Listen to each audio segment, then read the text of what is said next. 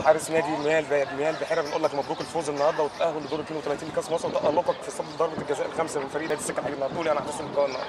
الحمد لله والله احنا كنا مركزين النهارده على ان شاء الله، ما كانش لنا حظ ان احنا نبقى نأدي بصوره كويسه في الدوري، فاحنا في مسابقه ثانيه احنا مشتركين فيها، فاحنا نطلع ان شاء الله باذن الله نعمل حتى نسيب بصمه للنادي هنا ان احنا عملنا حاجه للناس هنا والناس تفتكرنا حتى بيها ان شاء الله. تقول ايه لعيبه نادي مياه البحيره النهارده بعد الفوز النهارده على نادي السكه الحديد النهارده؟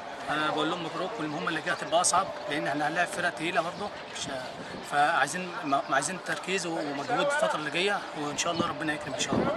نشكرك كابتن اسامه نيمو. كابتن وليد حلمي لاعب نادي مياه البحيره بنقول لك مبروك الفوز النهارده على فريق السكه الحديد في بطوله كاس مصر والتاهل لدور 32. تقول ايه على حسب بسم الله الرحمن الرحيم. الاول انا ببارك للعيبه وبارك للجهاز الفني، الحمد لله رب العالمين. احنا كنا مركزين الفتره دي وكنا حاسين ان ربنا هيعوضنا، يعني ما حصلش نصيب في الدوري، ان شاء الله ربنا يعوضنا في الكاس ونكمل ان شاء الله على خير، وربنا يقدر لنا خير بامر الله ونكمل.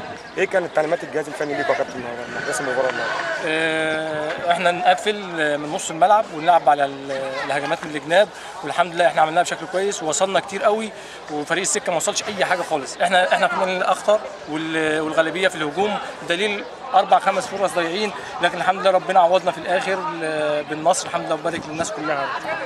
ايه اللي بيطلبوا من اللعيبه زملاتك في المباراه الدور القادم دور 32 بطوله كاس مصر منهم؟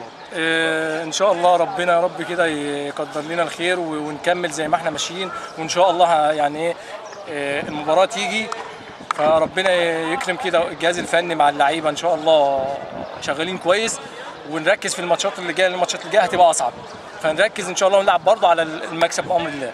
مبروك كابتن وليد حلمي. الله يبارك في حضرتك. الفوز النهارده وتاهلوا دور 32. الله يبارك في حضرتك. الله يبارك في حضرتك. السلام عليكم.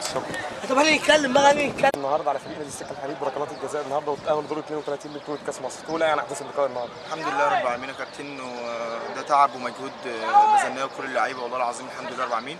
فرقه السكه النهارده كانت فرقه محترمه وتستاهل صراحه، لا تستحق يعني مكسب او غير مكسب، ده تحيه ربنا، بس احنا تعبنا وكنا نستحق ان احنا نكسب الحمد لله رب العالمين، والحمد لله والناس دي فرحت بعد تعب كبير قوي وبعد معاناه كبيره قوي في الدوري، لازم بقى نعمل حاجه في الكاس، وربنا ان شاء الله يسر ويجعل الايام دي خير كلها ان شاء الله.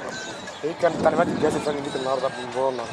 والله كابتن طارق بيقول لي انت اصغر واحد في الفريق، وبدا ادينا الثقه اللي انا العب، وانا ده بشكره من حضرتك يا كابتن محمد، اللي انا بقول له يا كابتن طارق انت وكابتن جندي والجهاز كله باكمله، كابتن نبيل وكابتن كل الناس، الحمد لله رب العالمين اديتوني الثقه، وانا كنت عند حسن ظنكم الحمد لله رب العالمين، وان شاء الله يكون في اللي جاي ان شاء الله احسن واحسن ان شاء الله بامر الله ان شاء الله. كابتن شايف فريق نادي مياه البحيره قادر على تخطي دور 32 بطوله كاس مصر؟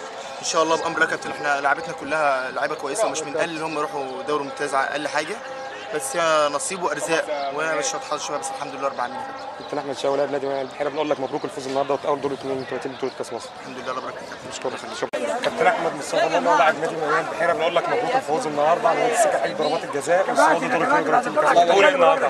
هو الحمد لله ربنا يعني واقف جنبينا، احنا تعبانين طول الدوري بس الحمد لله. ايه كانت تعليمات الجهاز الفني ليك النهارده قبل المباراه؟ ان انا اقابل من نص الملعب وان احنا نضغط عليهم من نص الملعب، الحمد لله نفذناه كويس والحمد لله. شايف فريق مياه البحيره قادر على النشاط والانفاق في بطوله كاس مصر هذا الموسم؟ ان شاء الله باذن الله. مبروك كابتن. الله يبارك. عصام خميس كابتن فريق نادي مياه البحيره النهارده، ورغم عدم مشاركتك في المباراه النهارده بنقول لك مبروك الفوز على فريق نادي السكه الحديد النهارده بركلات الترجيح والتاهل لدور 32 في بطوله كاس مصر. الله يبارك فيك، والحمد لله فضل من ربنا، لان الناس هنا تعبت كتير كمجلس اداره وكلعيبه وكجهاز فني، كلهم الحمد لله ادوا المطلوب بزياده، وربنا ما ضيعش تعبنا خير الحمد لله بفضل ربنا، يعني الحمد لله بفضل ربنا. يعني كان عندك ثقه في لعيبه نادي مياه البحيره على تخطي فريق نادي السكه الحديد النهارده ووصوله دور 32 بطوله كاس مصر؟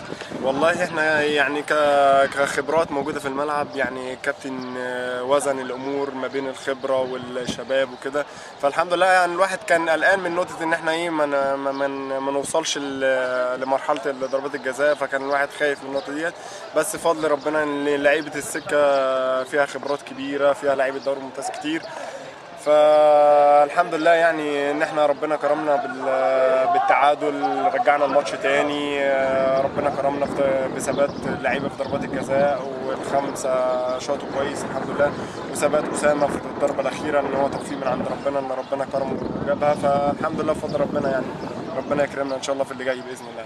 بصفتك كابتن فريق نادي مياه البحيره، ايه اللي بتطلبه من لعيبه نادي مياه البحيره في الدور ال 32 بطوله كاس مصر ان شاء الله؟ والله اللي اطلبه منهم ان ربنا يكملنا بقى، يضيع الحمد لله الفتره بتاعت الدوري دي كلها ننساها خالص ونركز في الكاس بقى ونفرح الناس، مجلس الاداره والنادي كله باكمله سواء مدربين او ناشئين، نفرحهم بقى، تعب الدوري كله يروح وان شاء الله نفرحهم في الكاس باذن الله ان شاء الله. كلمه اخيره توجهها مين النهارده؟ والله اوجهها لمجلس الاداره واوجهها للجهاز الفني، ان الحمد لله بفضل ربنا تعبكم ما راحش بلاش يعني، الحمد لله. مبروك كابتن خميس ونشكرك على ذلك. الله يخليك. الله يخليك. محمد حمدي مهاجم فريق نادي مياه البحيره بنقول لك مبروك الفوز النهارده فريق نادي السكه الحديد بركلات الجزاء والتاهل لدور ال 32 بطوله كاس مصر. هتقول ايه على احداث اللقاء النهارده؟ الحمد لله ماتش صعب طبعا وفرقه محترمه قوي فرقه السكه يعني. انت شايف دوري القاهره طبعا اجمل من الدوري يعني، في نظري انا يعتبر اجمل من الدوري ده يعني،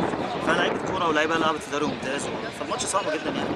والحمد لله احنا برضو ما وفقناش في الدوري، فيعني حاولنا ان احنا نكمل في الكاس والحمد لله ربنا كرمنا يعني الحمد لله. كانت في تعليمات خاصه من الجهاز الفني ليكم قبل المباراه النهارده؟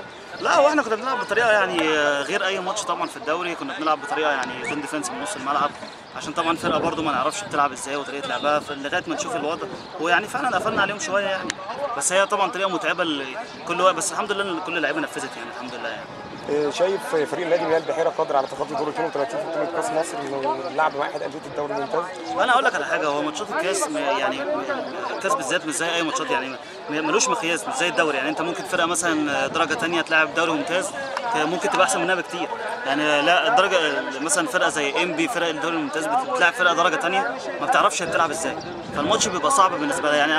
انا شايف ان فرقه السكه مثلا جايه تلعبنا ما بتعرفش احنا بنلعب ازاي، انا شايف كده يعني حتى هم في طبيعه لعبهم بيلعبوا زي ما هم بيلعبوا في الدوري، لا احنا مثلا عاملين حسابهم فواقفين لهم صح، فيعني احنا يعني هم مش عارفين احنا بنلعب ازاي، فالماتش بالنسبه لهم صعب برضه مش سهل. فاي فرقه هتلعبها لو انت عديت مثلا هتلاعب فرقه دوري ممتاز هيبقى الماتش بالنسبه لها صعب برضه يعني، هيبقى الماتش زي اكنه دوري ممتاز بالظبط. كابتن محمد حمدي مهاجم نادي مياه البحيره بنقول لك مبروك الفوز النهارده والتاهل دور 32 بطوله كاس مصر. اشكرك كابتن.